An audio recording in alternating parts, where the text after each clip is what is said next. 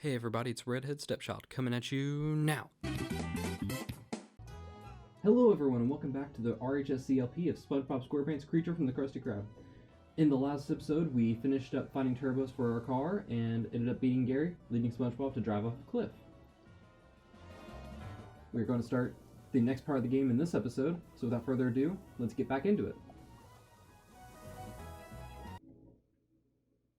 So as you can see, this is Starfishman to the Rescue, the second chapter of the game.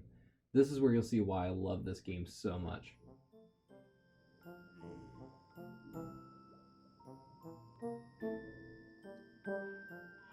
No! Huh? Whoa, that was a strange dream.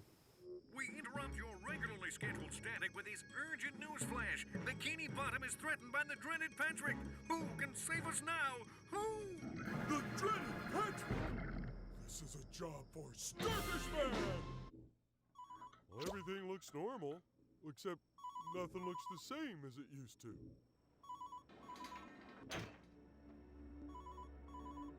So this is Starfishman, Patrick's superhero alter ego.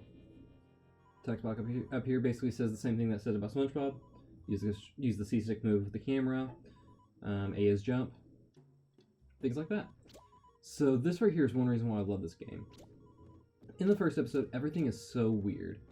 You have Bikini Bottom looking nothing like it normally does. Everything just looks weird. And then this episode, everything... Oh my gosh, such slowdown. I don't know why this level has so much problems with slowdown. In this level, everything is in this comic book art style similar to how Patrick is dressed. It's just amazing how they went from such a dark, kind of surreal atmosphere to this. I mean, this is just gorgeous. It's got that cell shading that games like this just... It's just incredible the way they did it. But yes, so we are Starfishman. If you press the B button, you can attack. Occasionally, Patrick's outfit will change whenever you press the B button. It can only be these two outfits. It's really rare for it to happen, actually. And as soon as you press the B, it'll go right back. So it's just a small change. I really don't know why they did it. It's just one of those... It just baffles me. Hello, Starfishman speaking. Thank goodness it's you. Dreaded Patrick's henchmen are on the loose. You have to do something. Starfishman never turns down a challenge. Great. You know how to do your super turbo twist attack, right? Super turbo... Huh? Don't worry, it's easy. I like easy. Where are these bad guys anyway? Oh, I see.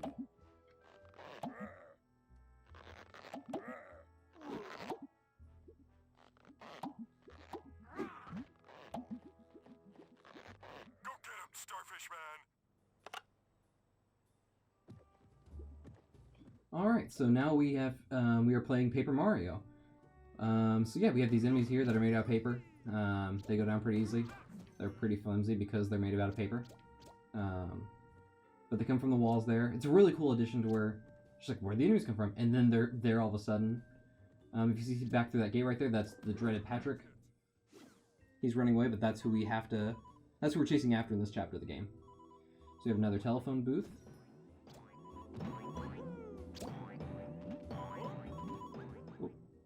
Oh my gosh. I'm bad at platforming. Okay, there we go. So go in the telephone booth and pick up another call. Hello? Hello, Starfishman! Oh, just a minute, I'll go get him. Starfishman, it's for you. You're Starfishman! Oh, yeah! Starfishman, reporting for duty. I called to remind you of your supercharge ability. Supercharge? Yeah, I love supercharge! What's supercharge? Use it to break through weak paper walls and push blocks around, or to knock enemies out of your way.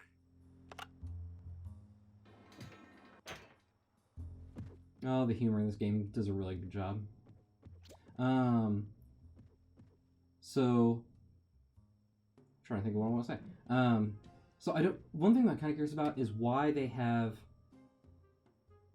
a telephone booth person talking to you versus SpongeBob's where it was just kind of there. It's really weird. The text boxes came up, and they're obviously from Mrs. Puff, but in this one we actually have somebody coming up with very few text boxes telling us our moves. I don't know if it's just because it's been kind of a repeat of what we've been doing. Just kind of an interesting choice. But yes, as the telephone booth person says, we can use R to do the dash, just like SpongeBob. It just makes it go faster. So come up to this weak paper wall and sprint right through it. Goes down. I think he says one point, it goes down almost like paper. This is a safe place. Once again, I don't know why they chose a text box for that, especially when we've done it already. It's just kind of weird. Hello, Starfishman. I thought you might need to know about your super ground slam attack. You can use it to press buttons and to attack enemies. Try it out on those over there. One more thing. Sometimes you might have to slam multiple times on a button or enemy to get the desired result. So yes, just like someone jumping back here? Nothing? Okay. Didn't know for sure. I like to look around corners and stuff. Press the A and Y, you do a slam attack. As it's enforced, just like what SpongeBob did. The thing that they do have... Starfishman, you think you have a chance against me, dreaded Patrick? Why's he laughing? What's so funny? I don't get it. Tell me the joke again.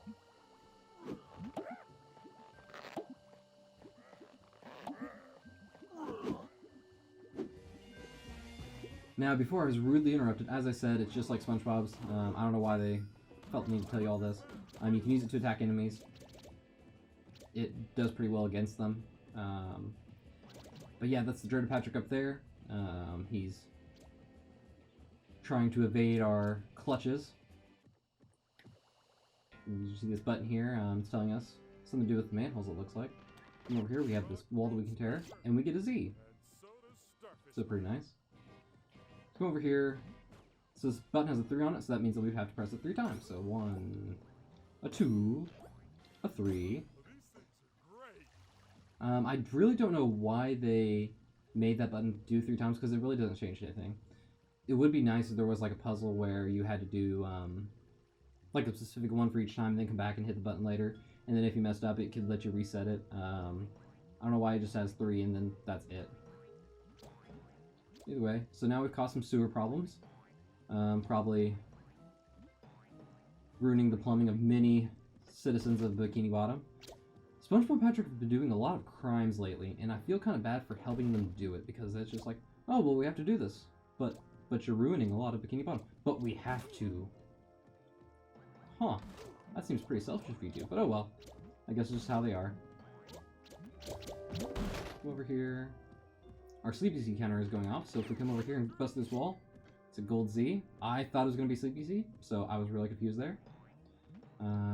The counter's really not that good in this game, because it just basically, it will go off all the time, and you'll be like, not even close to it.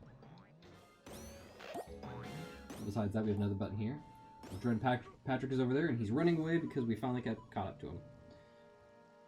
Because what kind of video game would it be if they didn't have something for us to chase, only for it to go away at the very last second? Now, if we come over here to this wall, this is where the Plankton Sleepy Seed is. But it says that we got 1 out of 2, so there's still another one in this level somewhere. Oh, that would have been a good chance to use the ground pound there. Oh well. At least we got the Sleepy Seed, so yes, there is one more Plankton Sleepy Seed. I think this is the first level where we have 2 in one level. May I help you? Watch out for that gas. You'll have to find a way to turn it off or avoid it.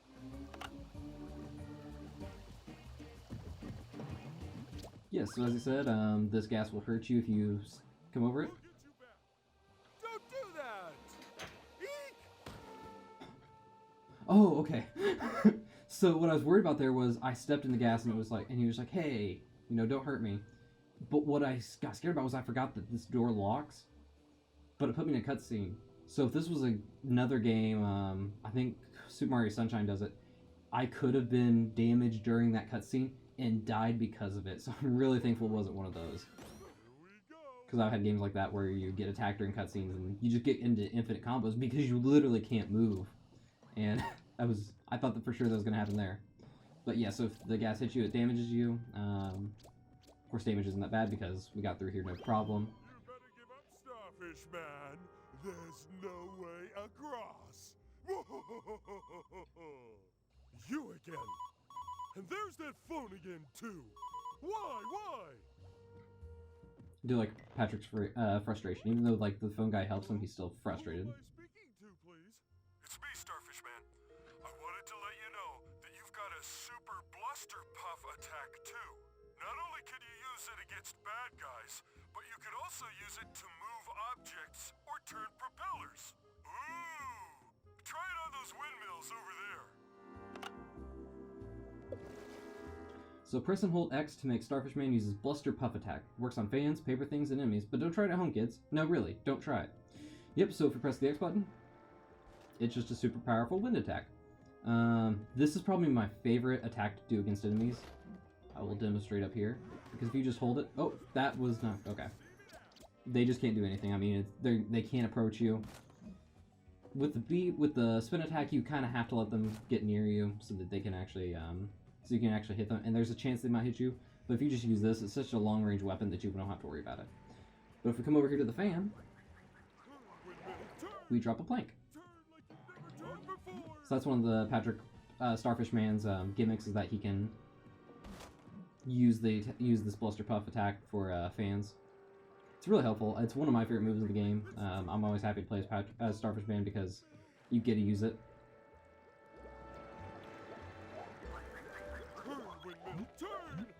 Turn like you've never turned before. Our sleepy seed locator is going off, so that means that there's something around here. Turn the camera. It's in a cage.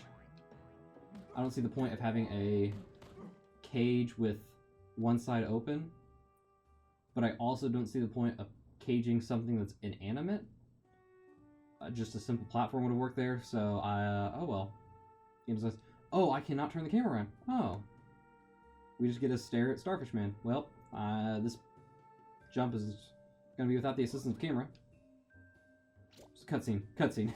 What's gonna happen to me? Oh, come on. This game does that really poorly, where if you're in a cutscene, if you're jumping, there's lots of cutscenes that could happen and could stop you from making the jump that you should have made otherwise. I don't know why.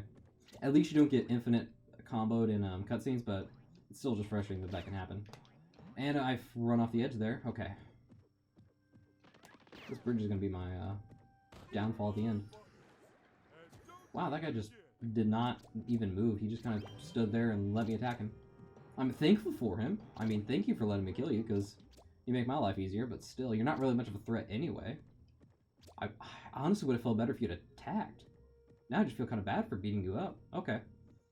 Maybe that's what the dreaded Patrick should do, is try to use empathy to beat Starfishman.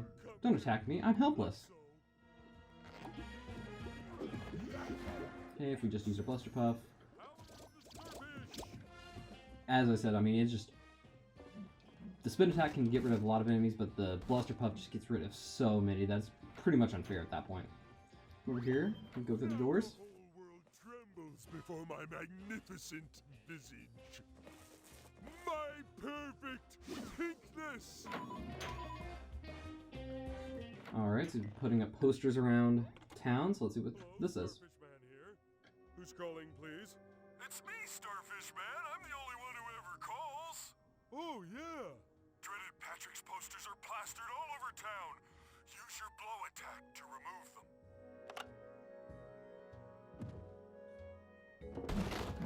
Alright, so we are going to do the job of a responsible zoning person and take down signs that probably have not been properly went through the proper channels. I've worked so many places where you're just going around and someone comes up and just like, hey, I have this flyer, can I put this up? And it's like, no, we have to go through the proper channels. They just kind of look at me and they're just like, but I want to put this up. And just like, proper channels, I'm afraid I can't have you put it up. If you do, I'll have to tear it down. People don't like to listen. So come over here, we have to tear down all the posters that Dreaded Patrick has been putting up. So there's two more right here, adding to a total of 3. Postering for you, Dreaded Patrick. Poster propaganda. We have a little counter at the side there. If you attack this boat from any direction other than back here, it won't move. However, if you attack it from back here, there's a button with a 3 on it. kind of weird going from an area where they have arrows literally everywhere to show you what you can dash and where you can dash it to go into an area where there's like, okay, here's a wide open area. There's a little pink button underneath this car to show you that it's there, but other than that, good luck. Just like, thank you? I appreciate you trying to kind of take away the handholdiness of games. However, just kind of a sudden, game's artwork was really tested well here with him being able to sit inside the manhole cover. Yeah. As I said before, I do love this game. It's a great game. A lot of memories from my childhood. However, I know its faults. It's not the best. The testers probably weren't super concerned with focusing on everything. I do know that with other 3D SpongeBob games, like Battle for Bikini Bottom, parts were made by different people, so there's different there's different codes and stuff. Your supercharge will allow you to break through weak paper walls? Handy, huh?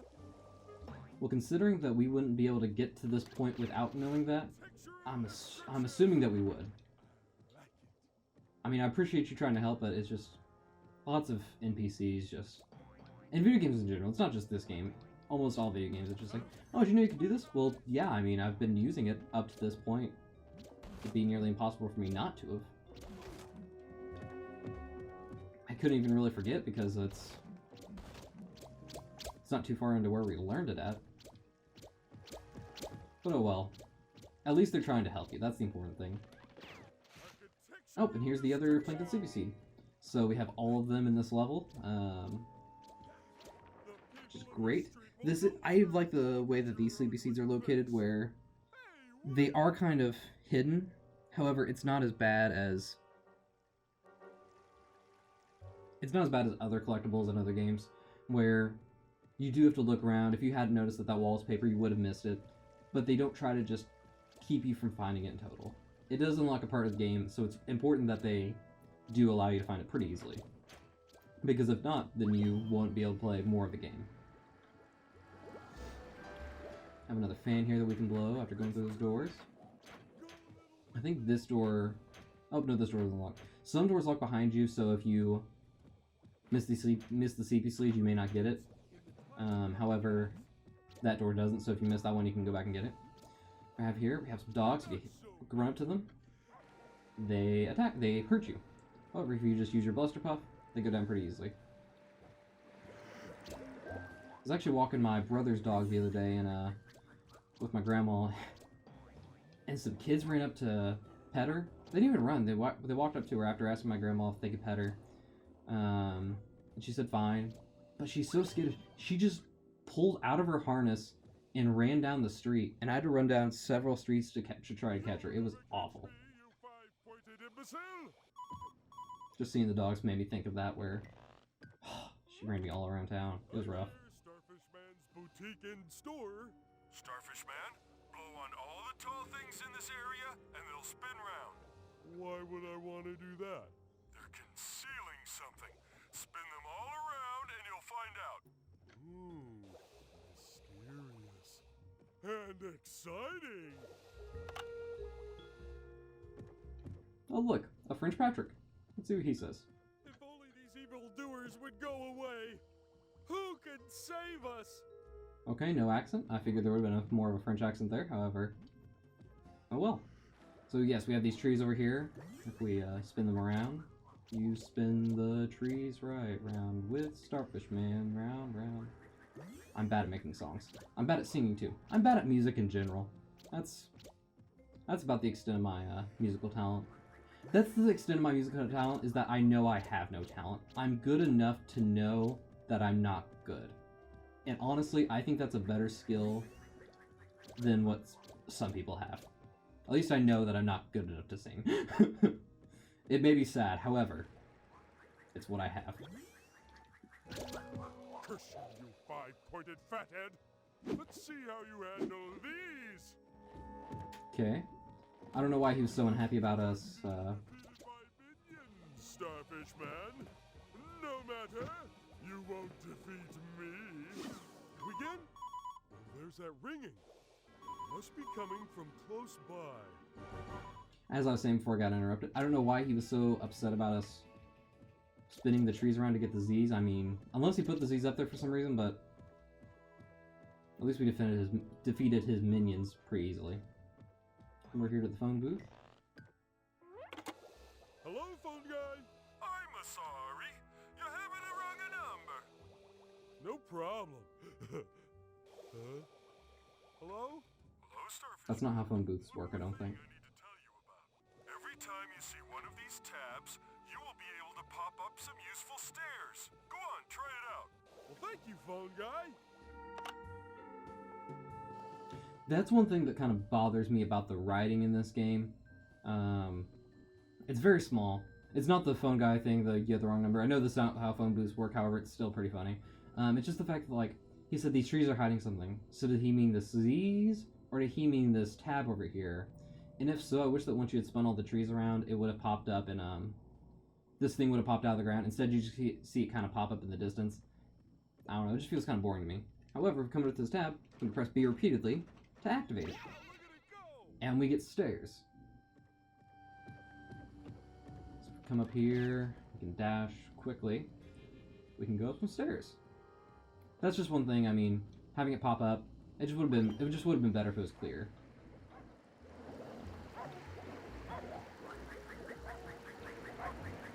Use this fan here. Oh, there we go. That was going for a long time. Over here, we can navigate around the dogs. I wonder if I can get all of these without getting hit. Okay. Without even having to use the Buster Puff. Yeah, it wasn't too bad. It would have been easier using Buster Puff, however, it just wasn't bad doing that. If we use the Buster Puff here. Don't mess with Starfishman. One more for the waste paper basket. They can't even get close. It's a pretty wonderful attack. And with that, this thing stops spewing its noxious fumes, so we can get through here. Got another save state. Give up. Pitiful excuse for a sea creature. That's the real hero of video games. The person that operates the camera.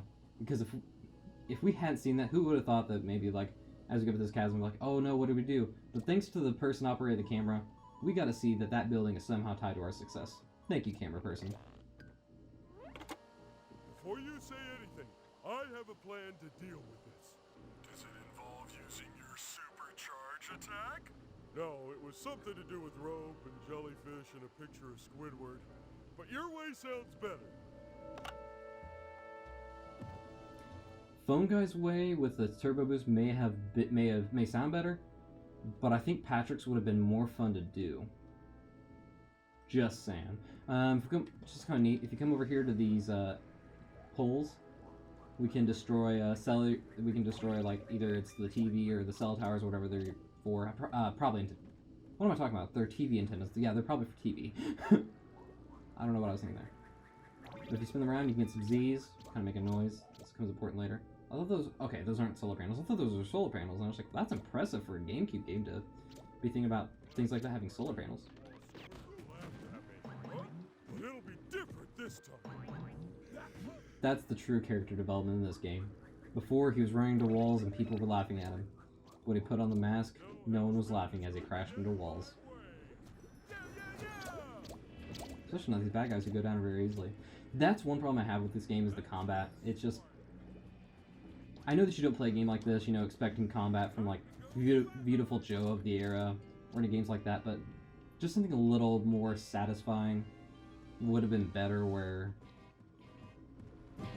it's just very repetitive. You see some enemies, I mean, the armored enemies in Diesel Dreaming do change it up a little bit, but in this part of the game so far, we've only had the Dreaded Patrick's goons, who go down super easily. They do change things a little later, but that is one issue that I have, is that the combat's very repetitive and can get boring.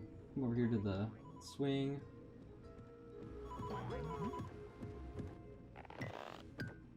Have another phone booth call. Hello, phone dude. Starfishman, next you need to learn to use your hot and cold ability. The nearer you get, the hotter you'll be.